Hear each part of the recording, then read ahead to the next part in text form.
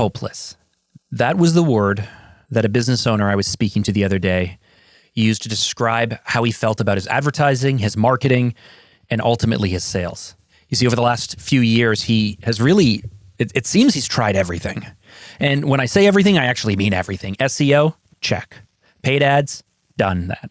Social media, yep. Content marketing, networking. He's hired an outbound salesperson. He's done cold calling. And yet, despite all of this, despite the fact that he's been in business for well over 10 years and has teams, so it's not like this is a startup. This is someone who knows business, who has grown a business and knows what it takes to keep a business going. And yet, nothing has seemed to generate a lot of new business. Nothing seems to be getting the leads that he wants. Nothing seems to be able to capture the leads, drive them forward through the sales process. Nothing seems to close. And so now I'm sitting here listening to him, and I'm hearing him describe his situation as hopeless.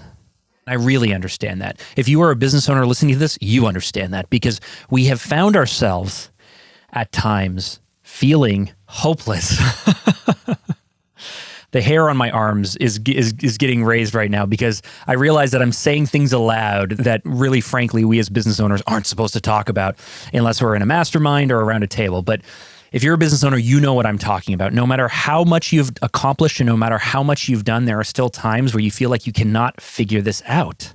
You can't figure it out because we're trying. It's not like we're not trying, right? We're trying and trying and trying. And as an entrepreneur and as a leader, as someone who's trying to figure out how we are going to grow or how we are going to take market share or how we are going to become the leader, or if we are the leaders, how are we going to hold on to our market share? How are we going to hold the competition at bay?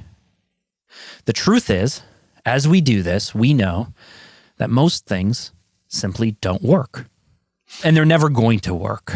But that is the job that we signed up for. We signed up for the job of figuring out and then continuing to figure out over and over and over again until we crack the code, whatever that perfect combination of things that leads to the growth and aligning what we do with our clients' values and figuring out how to bring them along for the ride and scope a project and sell a project and deliver to the project and continue to make every step of that process from the moment that someone meets us or sees us for the very first time to year after year, hopefully, of ongoing service and client relationship, hopefully forever, we are looking for the way to make that system and that process better and better and better. And we know that the vast majority of the things we do will not work out and will not be sure things and they'll probably fail. But that's the job we signed up for. Now, here is a bit of the problem. The problem is, if you've been in business for 10 or 15 or 20 years, if you've been in business for longer than that, then you have seen more than me. I started my agency in 2006. And the problem with this is the longer that we're in business, the less patience we have for figuring these things out. The less tolerance we have for risk if there's a series of losses. And frankly, the less money, time, resources we're willing to commit to trying to figure this out. And that in itself creates a bit of a negative situation, right? It becomes a bit of a self-fulfilling prophecy. And so this business owner that I'm talking to, he's done, he's feeling hopeless, he's frustrated, but not truthfully, not like fully. He's saying this because this is how he feels, but he's talking to me and he's talking to others because he's trying to figure that out. He's trying to figure this out. And that makes me, that actually makes me pretty happy. And I say that because I'm sitting on the other side now. I'm sitting on the other side of the Zoom call. I'm the brand strategist. I'm looking in. I'm not emotionally tied to his business, but to me, it's crystal clear. And it's something that I have seen time and time again. You see, the problem of trying many things over and over and over again and hoping they're going to work and counting on them to work and continually counting on them to work is that it's a bit like dating. You know, if you've dated for long enough, if you've dated enough people, if you have relationships that all seem to end at a certain time or in a certain way, I think the advice that's typically given is that you go walk to a mirror and you look at that mirror and you look at yourself and you realize that the problem is probably you. And so the same thing is true with the way that we sell, the way that we market, the language we use, the people that we talk to, our comfort zone for how we position our products and services, everything about the way that we have grown the business, the great book, What Got You Here Won't Get You There, the idea that everything we have used to be able to get to where we are will somehow either take us to a higher level. So here's an example. You've grown through networking. You have a great network. You've gone to all the events. You've had all the relationships, but frankly, it's starting to wear on you, and it's really time consuming, and it's really organic, and it's kind of when it rains, it pours, and it's hard to tell what's going on. And so you would like something that's a little less demanding of your time, something that's more scalable, something that's just going to work. I've spoken to business owners in some of the groups I'm a part of, and they've grown their business through live events that go across the nation where they sell from the stage and they bring people into coaching programs, they bring people into education programs, and then COVID hits.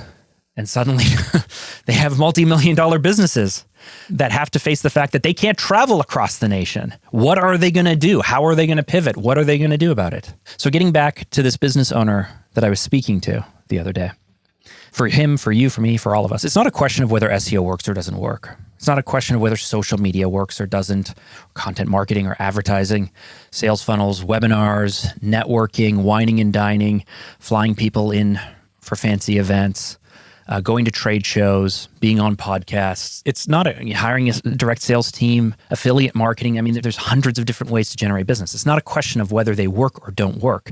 Everything works in the right situation, and nothing works in the wrong situation.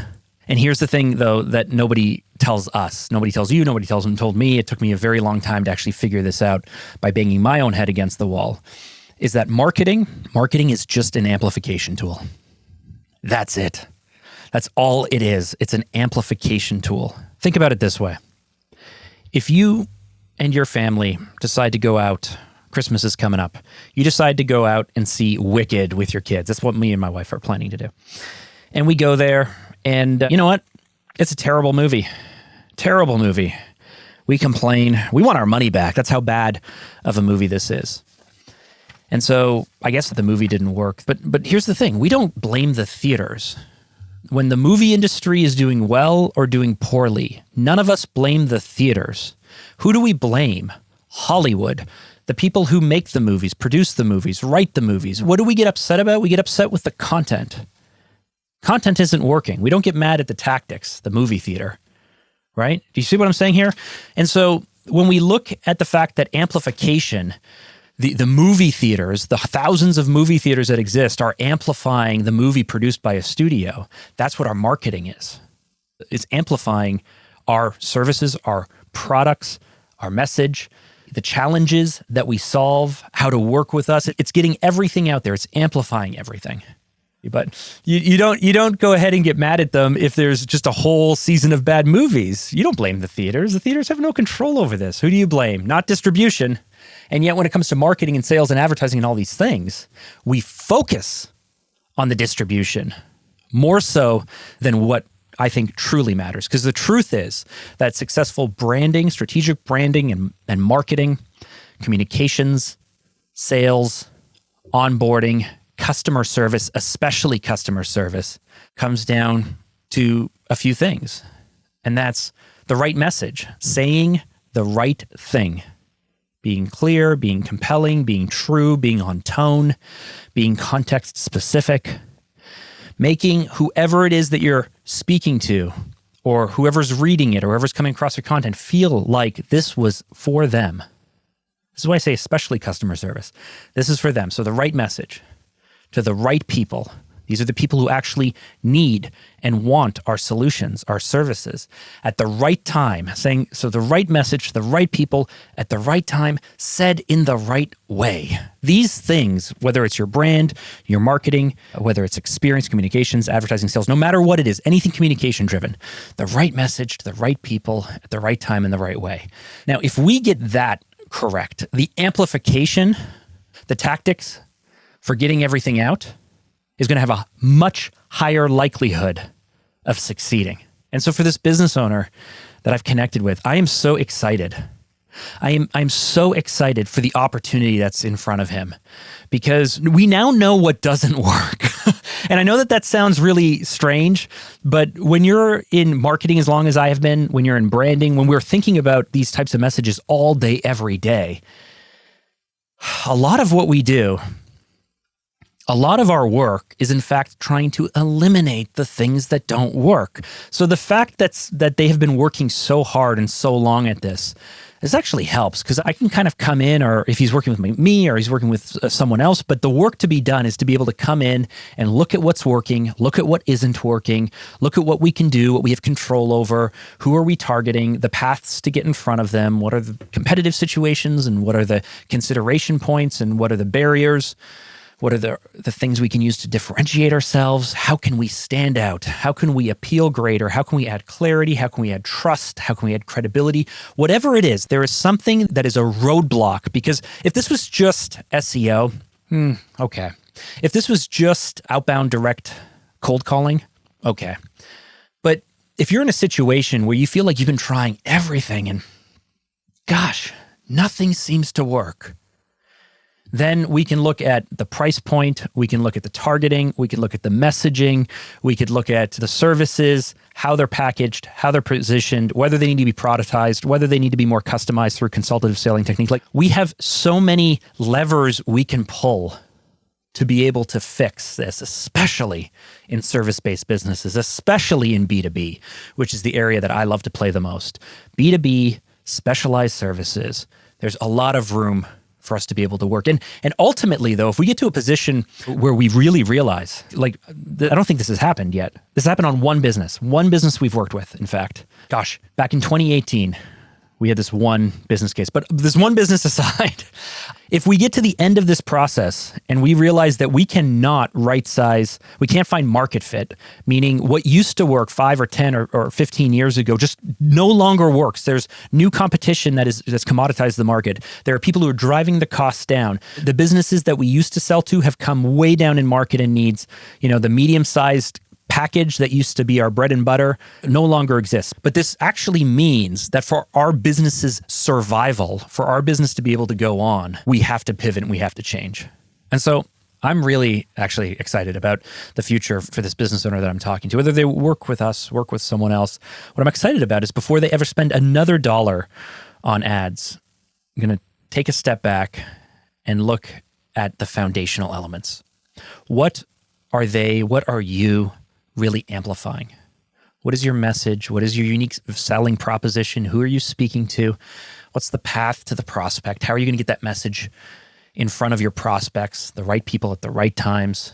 What are the things that are working really well? How can we amplify them and do them more? And so these foundational elements, what are you amplifying?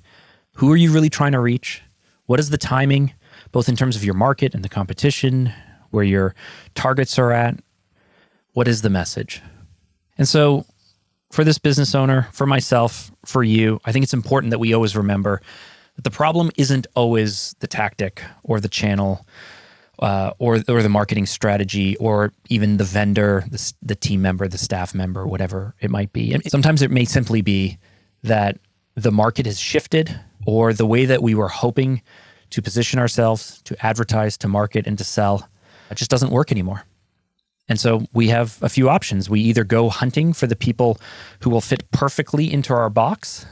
We go looking and spending all that time and effort to find the perfect person, the perfect customer who aligns in the perfect way. Or we adapt and we change and we decide, you know what, it's time for us to make some changes, to be able to respond to the competition, respond to the market, make some changes so that way we can show up more competitively. And so there we have it. This was a bit of a different type of How to Sell More podcast episode.